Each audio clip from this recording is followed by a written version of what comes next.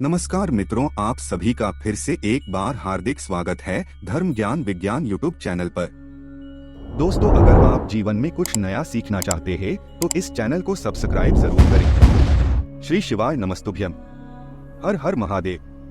दोस्तों, आप सभी जानते हैं कि सावन का बहुत ही पवित्र महीना चल रहा है और इस पवित्र महीने की कुछ विशेष तिथियों में आपको पूज्य गुरु जी द्वारा बताए गए 2 विशेष उपायों को जरूर करना चाहिए।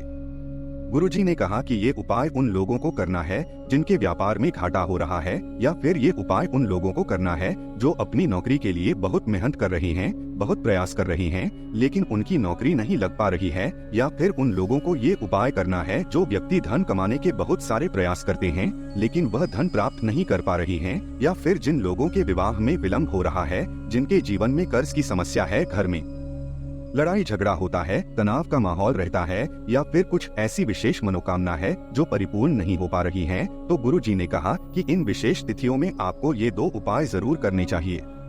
तो चलिए जानते हैं उस उपाय के बारे में। लेकिन उससे पहले अगर आप भोलेनाथ जी को सच्चे दिल से मानते हो तो इस वीडियो को लाइक करें और चैनल को सब्सक्राइब करके कॉमेंट में हर हर महादेव जरूर लिखे। देखिए, आप सभी जानते हैं कि सावन के अब कुछ दिन ही बचे हुए हैं और इन बचे हुए दिनों में आपको यह विशेष उपाय जरूर करना चाहिए। इस वीडियो में हम पूज्य गुरु जी द्वारा बताए गए 2 विशेष उपायों के बारे में बात करेंगे। पहला उपाय उन लोगों को करना है जिनके जीवन में धन प्राप्ति की समस्या लगातार बनी हुई है, या फिर उनकी कोई विशेष मनोकामना है जो पूर्ण नहीं हो पा रही है, तो ऐसे लोग पहला उपाय कर सकते हैं। और दूसरा उपाय उन लोगों को करना है जिनके जीवन में संकट पहुंच जाता है, समस्याएं बहुत ज्यादा है, विवाह समय से नहीं हो पा रहा है, या कोई न कोई संकट लगातार बना हुआ रहता है, तो दूसरा उपाय को लोग कर सकते हैं। चलिए बात करते हैं गुरु जी द्वारा बताए गए पहले खास उपाय के बारे में। इस उपाय के लिए आपको सिर्फ एक बेलपत्र ले लेनी है, लेकिन बेलपत्र लेते समय आप ध्यान रखेंगे कि इसकी पत्ती कहीं से भी कटी फटी नहीं होनी चाहिए, और बेलपत्र की डंडी के आखिर में जो दूत होती है, यानी जो डंठल होता है, जिसे कहीं कहीं पर गांठ कहते हैं, तो इसको भी आप तोड़कर अलग कर लेंगे। अगर आपके पास बेलपत्र नहीं है तो शिवालय जाकर शिवलिंग के ऊपर चढ़ी हुई बेलपत्र को उठाकर जल से शुद्ध करके फिर आप उसका भी इस्तेमाल कर सकते हैं। फिर इसी के साथ आपको थोड़ा सा शहद ले लेना है, आप आधे से भी आधा चम्मच शहद ले लीजिएगा। और फिर इसी के साथ आपको ले लेना है थोड़े से काले तिल के दाने। काले तिल के दाने आप 1 चुटकी या 2 चुटकी, जितने भी आपके पास सामर्थ्य हो उतनी आप ले सकते हैं। फिर सबसे आखिर में आपको ले लेना है 1 लोटा जल। लोटा आप तांबे का ले लीजिएगा और इसमें जल आप अपने किचन से लीजिएगा।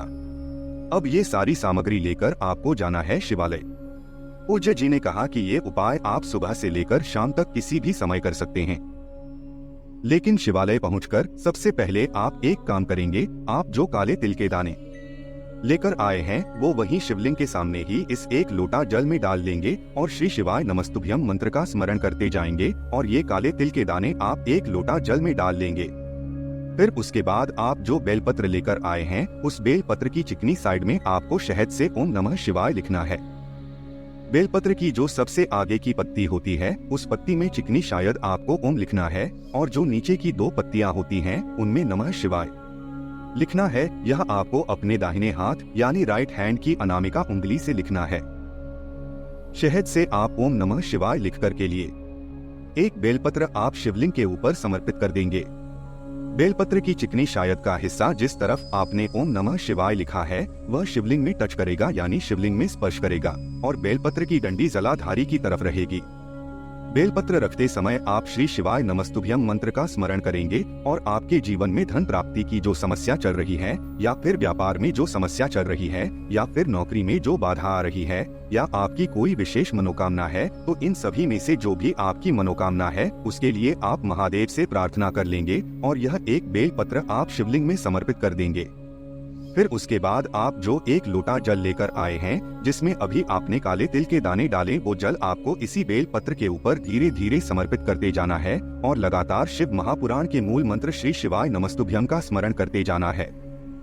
गुरु जी ने कहा कि जल आप बिल्कुल धीरे धीरे समर्पित करिएगा। फिर इसके बाद जल आधारित से जो जल नीचे गिर रहा है उसको थोड़ा सा आप अपने हाथ में ले लीजिएगा, और अपनी दोनों आंखों के ऊपर यानी अपने दोनों नेत्रों के ऊपर इस जल को लगा लीजिएगा।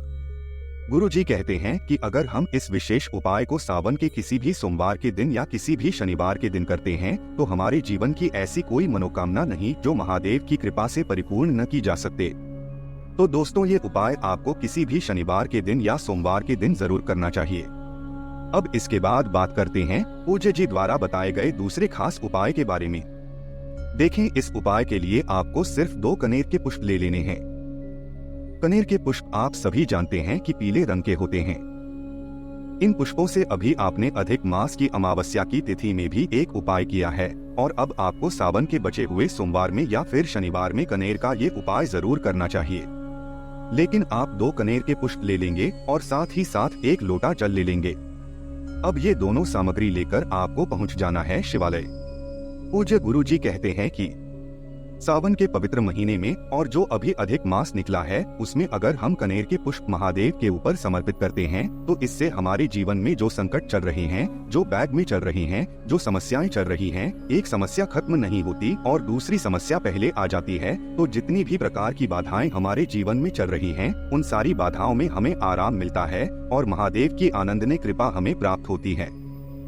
लेकिन शिवालय पहुंचकर सबसे पहले आप जो 2 कनेर के पुष्प लेकर गए हैं उनमें से 1 कनेर का पुष्प आप शिवलिंग के ऊपर समर्पित कर देंगे और श्री शिवाय नमस्तुभ्यम मंत्र का स्मरण कर लेंगे। लेकिन आपको ध्यान रखना है कि कनेर के पुष्प की जो डंडी होती है वो आप अपनी तरफ रखेंगे और फूल का जो मुख खुला हुआ होता है वह आपको अपने विपरीत साइड में रखना है। फिर इसके बाद दूसरा पुष्प आपको लेना है और ये आपको माता अशोक सुंदरी वाले स्थान पर रखना है। जलाधारी के बीच में जो मोटी उठी हुई लाइन होती है, कहीं कहीं पर शिवलिंग में सांप की आकृति बनी होती है, तो इस मोटी उठी ही लाइन को माता अशोक सुंदरी का स्थान कहा जाता है और इसी स्थान पर आपको दूसरा कनेर का पुष्प रख देना है।